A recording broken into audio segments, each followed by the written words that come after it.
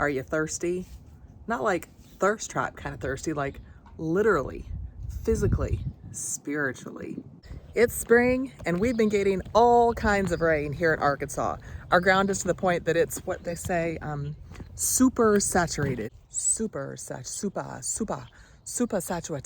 super, yeah. Do you know what that means? It means it's pooling up in some places. It's running off in pretty little rivulets in other places. It means mud and galoshes, slipping and a sliding, moving and a grooving. It means in some places the ground is super saturated and won't even hold another drop. And I'm reminded our physical reality is a continual invitation from the Lord to explore the spiritual realities. So welcome back to the Weekend Well, the place you come to intentionally set your personal wellness goals for the coming week. The past few weeks, we've visited the gardens of the Bible and discussed some spiritual foundations for wellness, including Mark Verkler's 4 Keys to Hearing God's Voice. Prior to that, we looked at some emotional foundations to wellness, including Bernard of Clairvaux's 4 Degrees of Love and Pete Scazzero's Emotionally Healthy Spirituality, and the 5 Love Languages by Gary Chapman. You know, little this, little that, and a lot of opportunities for you to go and dig in a little deeper if you dare. Today we'll begin discussing physical wellness foundations.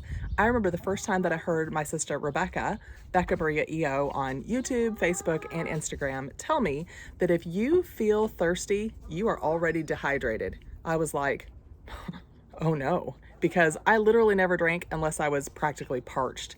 And come to find out, I'm not the only one. 75% of Americans are dehydrated. Now, water supports literally every system in your body. The Cleveland Clinic tells us that water makes up 78% of your body, your brain and your heart 73%, bones 31%, muscles and kidneys 79%, skin 64%, 83% of water to make up your lungs.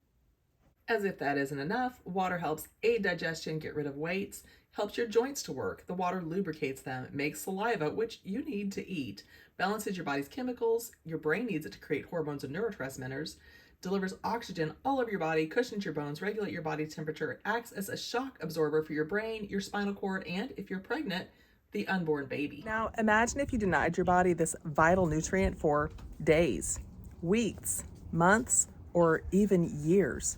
Oof. Now, consider if you made water a priority, how every single area of your health could improve with just water. It's so simple. Again, if you're having the sensation of thirsty, you are already dehydrated. And with summer coming, you can't afford to be there. We need water flushing every cell in our body, getting rid of the toxins from them to keep us healthy. A hydrated body even experiences less drowsiness and even pain. And don't you know this is spiritually true for us as well? If we're getting desperate for Jesus, it means we probably haven't spent enough time taking little sips during quiet time alone with Him. He calls Himself the living water. Regular sips of Jesus contribute to your spirit being flushed of the toxins of this world, of being more awake to His blessings, and to increased stress resistance or pain tolerance. How do you know you're parched for Jesus and literally susceptible to thirst traps? The irony does not escape me. You don't remember the last time you had a drink. You're snippy with your family, friends, or coworkers. You just want to pinch their heads. Instead of smiling at the store clerk, you just grimace back. And this brings me quite nicely to your weekend wellness challenge. How do you avoid thirst traps, friends? You got to stay hydrated. Solution number 1, drink the water. Easy math. You're supposed to drink half of your body weight in ounces. So we're just gonna go with 200 and say you need 100 ounces of water. The average cup many of us carry around, 32 ounces. So that means you need 4 of these a day to hit your goal. I like to fill them up at 8, 10, 12, and 2, sip, sip, sip, And then if it's time to fill it up again and I haven't finished it, that's the time you guzzle it down, get her done, go and refill and hit that goal. Next, my top Young Living products for supporting my personal hydration goals include their Young Living electrolyte drops, which come in a variety of flavors, including one with green tea extract for energy, and also their Sulfurzyme supplement, which comes in capsules or a powder and includes MSM and Ningxia wolfberry. Google benefits of Ningxia wolfberry. Google benefits of MSM. This is the highest quality MSM you can find on the market, and you will be blown away at what these offer for keeping you hydrated at a cellular level. If you drink lots of water, but you still feel parched, or if you still show up when you're at the doctor's office as being dehydrated, this is your friend. Information about all of these in the description. Number 2, spiritually, get to the living water. Regularly spend time with Jesus. Do yourself a favor and those who are all around you. Incidentally, this time with him also makes those thirst traps unappealing to you, because you've been filled up by what can truly satisfy: time in his presence, his love and attention to you as his child. Back to that thirst trap thing. Whatever it is that you're trying to satisfy in your life, whatever it is that you reach for, Jesus is the real answer. Get to time with him. Whether it's food, exercise, a wild night out, a wild night in, social media, whatever the thing is that you think is going to fill you up and it's just a band-aid for your soul.